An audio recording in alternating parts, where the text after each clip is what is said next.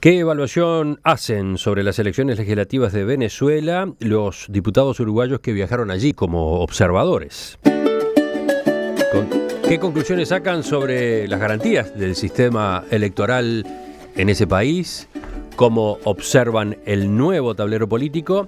Bueno, ya conversamos recién con el diputado Alejandro Sánchez del MPP Frente Amplio. Ahora el diálogo es con su colega Rodrigo Goñi, del Partido Nacional, Movimiento Todos, Espacio 40. Diputado Goñi, buen día. Buen día, un gusto estar con ustedes. En primer lugar, le pregunto a propósito de lo que usted observó en los días previos a la elección y en la jornada misma de votación. ¿Cuál fue el ambiente que encontró? Ustedes iban con serias preocupaciones a propósito de las garantías. Entonces, sí, los desequilibrios y los favoritismos legítimos los comprobamos en los días previos y concomitantemente en el día electoral. Ciertamente todo el aparato estatal estaba haciendo fuerza y jugando un rol determinante en favor del Partido Socialista Chavista que está en el gobierno. Lo que quedó claro, también lo pudimos ver desde el primer día que llegamos, era que había un sentir popular desde el más joven hasta el más viejo, desde el, digamos, más humilde hasta el más poderoso, de que ese régimen no daba más. Había una sensación de que se había llegado a un hartazgo que se iba a expresar en las urnas.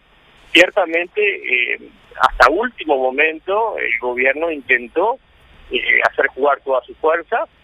En los días previos, reitero, bueno, por supuesto, la evidencia conoce todo lo que ocurrió en los meses previos y en los días previos, con presos políticos, con proscritos, con coacciones, con sanciones en la publicidad. Los partidos de oposición fueron sancionados una y otra vez. Un claro desequilibrio, un grave desequilibrio ilegítimo, pero que no logró impedir esa abrumadora mayoría de venezolanos que había decidido poner punto final a un régimen que, por su corrupción, por su escasez en todo sentido, es realmente no solo los alimentos, la medicina, la angustia de los venezolanos de no poder tomar las medicinas más básicas para el corazón, para la presión, para todo tipo de enfermedades, no poderse operar, las cirugías eran prorrogadas una y otra vez. Bueno, muchos venezolanos muriendo por eso. Había una sensación de que, a pesar de que todo el aparato estatal estaba haciendo un favoritismo hacia el partido gobernante chavista, igual era abrumadora la mayoría venezolana para decir que no, lo que ocurrió. Nosotros comprobamos tanto ese desequilibrio, ese favoritismo previo y concomitante, pero también comprobamos esa voluntad popular de dar por finalizada una etapa que, como todos dicen los venezolanos, fue realmente destructora y destructiva para el pueblo venezolano. Pregunta uno de nuestros oyentes, Guillermo, dice, ¿cómo no era una dictadura el gobierno de Venezuela? Una dictadura que hace elecciones, las pierde y reconoce el resultado. ¿Cómo se entiende? Bueno, creo que hubo una cantidad de factores, uno de los cuales es que el pueblo venezolano, nosotros comprobamos una indignación y un hartazgo que no hay dictadura, no hay autoritarismo, no hay poder que no se asuste frente a eso y no reconozca ese poder popular. Nosotros anoche a las 6 de la tarde en barrios muy de contextos muy críticos, las puertas las cerraron a las 6 de la tarde el pueblo en la calle, digamos, y no permitiendo un fraude que algunos quisieron hacer, prorrogando ilegítimamente las mesas, pero uno veía centenas y centenas de ciudadanos de todas las edades exigiendo cumplir con la ley que decía que había que cerrar a las 6 para evitar un fraude. Lo que yo creo que el gobierno de Maduro no tuvo más remedio que reconocer. Bueno, y es una experiencia, una vez más, que contra las inmensas mayorías se puede ir por poco tiempo en contra, al final termina ganando el pueblo en su mayoría. Uh-huh. Ese fue todo un tema de discusión anoche o al caer la tarde ayer en Venezuela, en qué momento cerraban o no cerraban los circuitos de votación. La legislación permite que permanezcan abiertos los circuitos si hay ciudadanos esperando para votar. Seguro, había se generaba una especie de engaño, con 3 o 4 en una fila que no estaban para votar, y cuando los ciudadanos veían que eso pasaba, nosotros lo filmamos, cientos y cientos de ciudadanos que venían a decir: cierren la puerta, se terminó, no hay nadie para votar, cúmplase con la ley. Y realmente los militares, que al principio, al comenzar el día, habían tenido una actitud más dura, al final, naturalmente, se fueron dando cuenta que todo venía para una expresión de la voluntad popular, para rechazar el régimen, y bueno, todos se van adaptando a esa realidad. Y al final, los mismos militares aceptaban esas expresiones populares, y bueno, terminaron todos aceptando, por suerte, que era lo que todos queríamos, la voluntad de la inmensa mayoría de los venezolanos, que a pesar, reitero, de todo lo que pasó, legítimo e ilegítimo, pero mucha cosa ilegítima y mucha cosa irregular, que lo comprobamos, bueno, era inmensa la mayoría de los venezolanos que estaban hartos. Desde que llegamos a Venezuela el jueves, todos los venezolanos con que nos íbamos encontrando agradecían nuestra presencia, nos reconocían, y bueno, y el dedito para arriba de que demostraba de que estaban todos en una misma línea de dar por finalizado el régimen. Diputado Goñi, ¿y cómo observa el resultado con su impacto en el escenario político que se viene? ¿Cómo analiza las reacciones de anoche o de la madrugada de hoy, tanto las que vinieron del gobierno, en particular del presidente Nicolás Maduro, como de los dirigentes de la oposición? ¿Qué va a haber? ¿Qué tipo de vida política va a existir a partir de enero? Bueno, hay una sensación clara de que el país está en ruina, no solo económico, sino también cultural, espiritualmente, políticamente.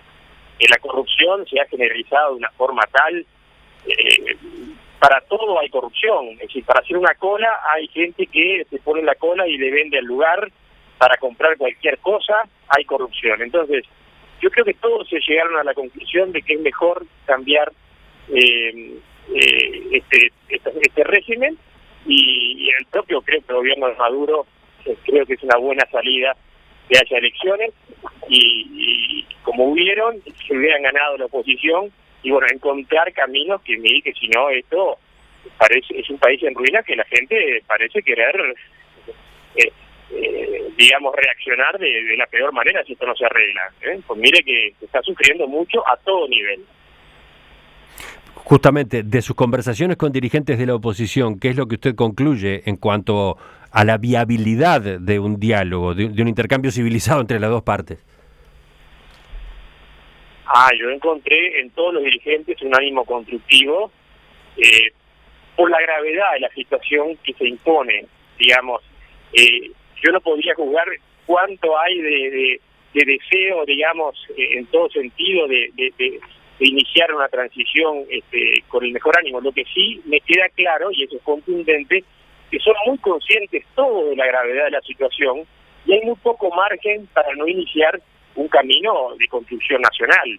Cuando hay destrucción nacional, que lo hay, mire que es la palabra, el concepto que usted encuentra en todos, se ha destruido el país, y bueno, usted lo comprueba a cada lado que va, en la calle ve las cosas más increíbles, ¿no?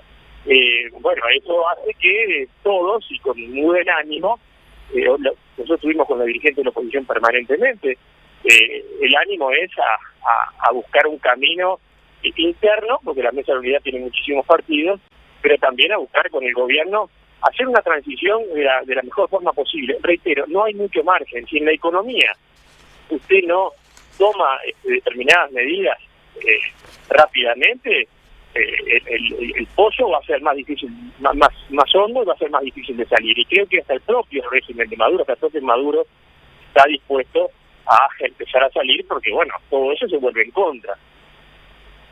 Pero, por ejemplo, ¿la oposición puede llegar a intentar el referéndum revocatorio para remover por la vía constitucional al presidente Nicolás Maduro? No está planteado, es decir, hay prioridades que están antes que eso que usted dice. Yo creo que hay medidas urgentes en el plano económico, fundamentalmente, en el plano de empezar a reconstruir el Poder Judicial, que está destruido, empezar a reconstruir.